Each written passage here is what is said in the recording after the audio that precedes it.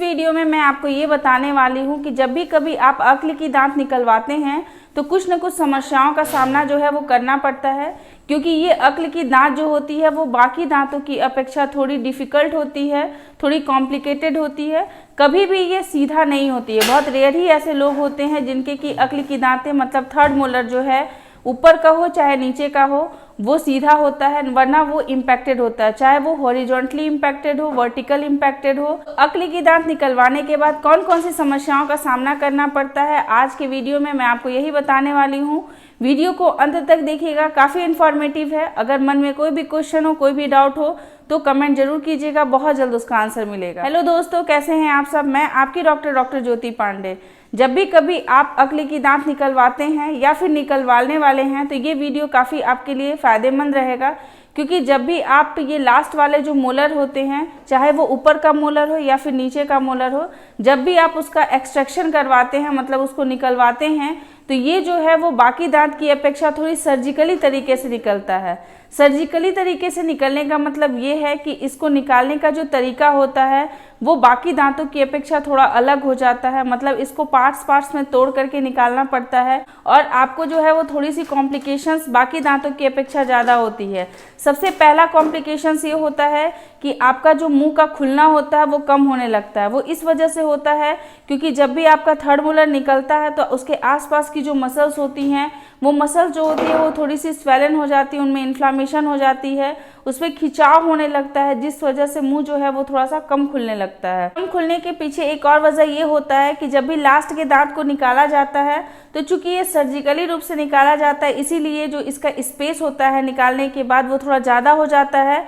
इसी वजह से वहाँ पे सूचरिंग की आवश्यकता होती है, या फिर उसको हम लोग बोलते हैं कि उसमें टाँके लगा दिए जाते हैं। तो जब भी आप मुंह को खोलते हैं तो ये टाँकों में जो है थोड़ा सा खिंचाव महसूस होता है, जिसकी वजह से मसल्स जो है वो पेन करती हैं। इस वजह से आप जो है वो मुंह को नहीं खोलने पाते हैं।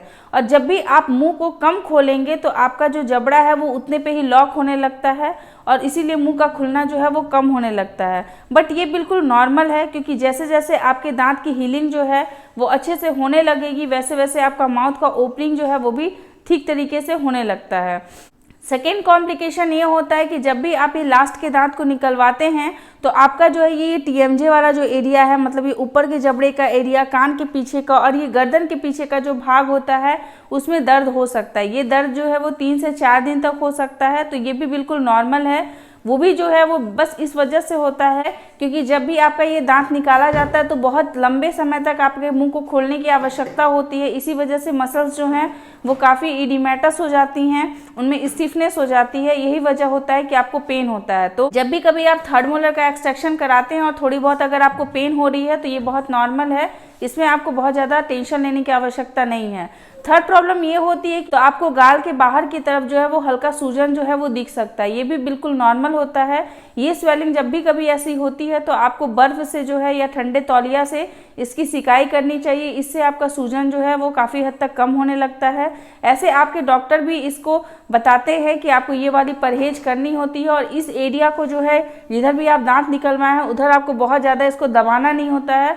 सिर्फ जिस दिन दांत निकला होता है उसके आधे घंटे के बाद से लेकर के आपको 3 घंटे 4 घंटे तक अगर आपको ये लगता है कि वहाँ पे स्वेलिंग हो जाएगी तो वहाँ पे बर्फ से सिकाई कर सकते हैं, या फिर स्वेलिंग होने के बाद भी आप थोड़ी देर तक बर्फ से सिकाई करने से आपकी स्वेलिंग में काफ़ी आराम मिलता है। जब भी कभी आपके थर्ड मोलर का एक्सट्रैक्शन किया जाता है तो खाना को स्वेलिंग करने में आपको प्रॉब्लम होती है, आप खाना को सॉल्विंग नहीं करने पाते हैं। जब भी आप खाना खाएंगे तो आपको गले की तरफ थोड़ा सा दर्द जैसा महसूस होता है, इसीलिए आपके डॉक्टर जो है वो आपको लिक्विड डाइट के लिए बोलते हैं। मतलब आप दलिया खाइए, खिचड़ी खाइए, कुछ ऐसे चीज़ों का इस्तेमाल कीजिए जिसमें कि जबड़े का कम इस्तेमाल हो।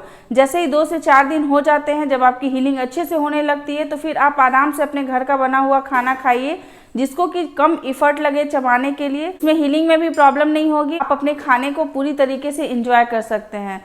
तो जब भी आप थर्ड मोलर का एक्सट्रैक्शन करवाने जाने वाले हैं तो ये वीडियो देख करके जाइएगा, ताकि आपको ये पता रहे कि ये नॉर्मल दांतों की अपेक्षा इसमें थोड़ी सी कॉम्प्लिकेशंस होती हैं जो कि लगभग लोगों को फेस करना पड़ता है, जो बिल्कुल नॉर्मल होता है।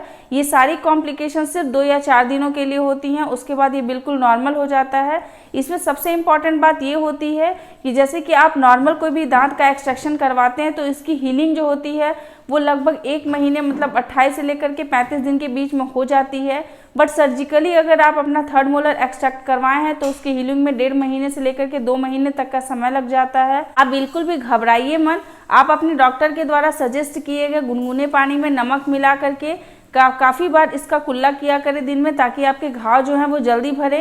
क्योंकि थर्ड मोलर के एक्सट्रैक्शन के बाद अगर आप उसका प्रॉपर टेक केयर नहीं करते हैं तो उससे ड्राई सॉकेट होने की संभावना जो है वो बढ़ जाती है। ड्राई सॉकेट जब बनता है तो बहुत ज़्यादा पेनफुल होता है और उसमें हीलिंग में भी काफ़ी ज़्यादा टाइम लगता है। भी अगर इम्यूनो कॉम्प्रोमाइज कोई पेशेंट हैं या फिर कोई सिस्टमिक डिजीज से जूझ रहे हैं, जैसे कि किसी को अगर डायबिटिक है, कोई हाइपरटेंसिव पेशेंट है, तो ऐसे कंडीशंस में उनकी पूरी जांच करने के बाद ही ओपीजी जो होता है वो करने के बाद ही थर्ड मोलर का एक्सट्रैक्शन जो है वो किया जाता है। थर्ड मोलर का एक्सट्रैक्शन के लिए जब आपके डॉक्टर आपको बुलाते हैं तभी आपको जा करके उसका एक्सट्रैक्शन करवाना चाहिए, क्योंकि इसमें नॉर्मल दांत की अपेक्षा ब्लीडिंग जो है वो थोड़ी ज़्यादा हो सकती है। ये भी बिल्कुल नॉर्मल होता है। तो चाहे वो कोई भी कॉम्प्लिकेशंस हो, आपके डेंटिस्ट जो होते हैं वो पूरे सक्षम होते हैं आपके सारे कॉम्प्लिकेशन को सॉल्व करने के लिए। तो आप बेझिझक अपने थर्ड मोलर का एक्सट्रैक्शन करवाइए। और अगर आपके सामने कोई भी कॉम्प्लिकेशंस आता है तो आप बार बार अपने डॉक्टर के पास जा सकते हैं, उनसे अपनी प्रॉब्लम को बता करके अपनी प्रॉब्लम को सॉल्व करा सकते हैं। आई होप कि आपको ये वीडियो अच्छा लगा होगा। अच्छा लगे तो लाइक कीजिएगा, लोगों के साथ शेयर जरूर कीजिएगा। ऐसे ही छोटे से छोटे इन्फॉर्मेशन आपके साथ हमेशा शेयर करते रहेंगे, लाते रहेंगे नए नए वीडियो। तब तक के लिए अपना ख्याल रखिएगा, अपने आसपास के लोग का ध्यान रखिएगा। Take care, bye bye.